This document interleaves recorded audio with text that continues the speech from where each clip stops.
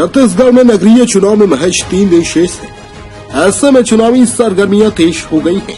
कांकेर जिले के नरहरपुर में 15 सीटों पर नगरीय निकाय चुनाव हो रहे हैं, जहां सत्ता हासिल करने कांग्रेस सहित भाजपा अपने पक्ष में वोट मांगती नजर आ रही है। आज इसी कड़ी में भाजपा के प्रदेश अध्यक्ष विष्णुदेव साय कांकेर के नरहरपुर पहुंचे, जहां साय ने वार्डों में पहुंचकर मतदाताओं से बात कर भाजपा को वोट देकर सरकार बनाने की अपील की। 2009 में नरहरपुर नगर पंचायत बनने के बाद से नगर पंचायत में बीजेपी के मनोनीत अध्यक्ष रहे, जो 8 माह बाद चुनाव में कांग्रेस भाजपा दोनों को ही जनता ने नकार दिया था, जिसके बाद से 5 साल तक निर्दलीय अध्यक्ष का कब्जा रहा और पिछले कार्यकाल में भाजपा सत्ता में रही है। इस चुनाव में भाजपा अपनी सत्ता को बरकरार रखने के लिए मैदान में है, तो वहीं कांग्रेस विकास के मुद्दे के साथ सत्ता में काबिज होने के लिए एड़ी चोटी का जोर लगा रही है। इस चुनावी सरगर्मी में भाजपा और कांग्रेस दोनों पार्टी चुनावी रैली के दौरान तीखी बहस करते नजर आए। अभी नगरीय निकाय का चुनाव चल रहा है छत्तीसगढ़ में।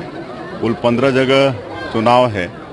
4 नगर निगम है, 5 नगर पालिका है, 6 नगर पंचायत है और ये नरहरपुर भी नगर पंचायत में है।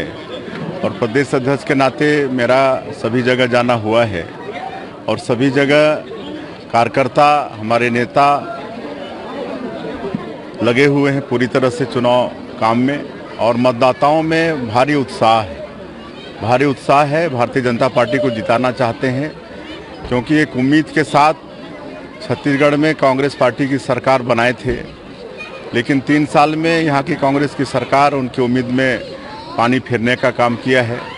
एक तो विधानसभा के समय जो 36 वादा इस पार्टी ने किया था, 3 साल हो गया है सरकार का, इनकी उल्टी गिनती शुरू हो गई है।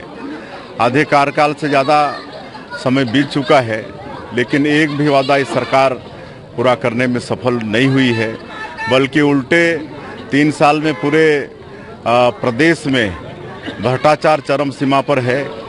कहीं कोई विभाग, कोई दफ्तर चले जाइए, बिना पैसे का काम हो नहीं रहा है। अधिकारी बोलते हैं कि ऊपर हम लोगों को पहुंचाना पड़ता है और 42,000 करोड़ का कर्जा इस सरकार ले चुकी है, लेकिन धरातल में कहीं भी उसका इस्तेमाल दिख नहीं रहा है। कहीं ना नया रोड बन रहा है, न कहीं कोई नया अस्पताल बन रहा है, न कहीं नया कोई स्कूल घर बन रहा है, कुछ भी नहीं विकास का काम हो रहा है।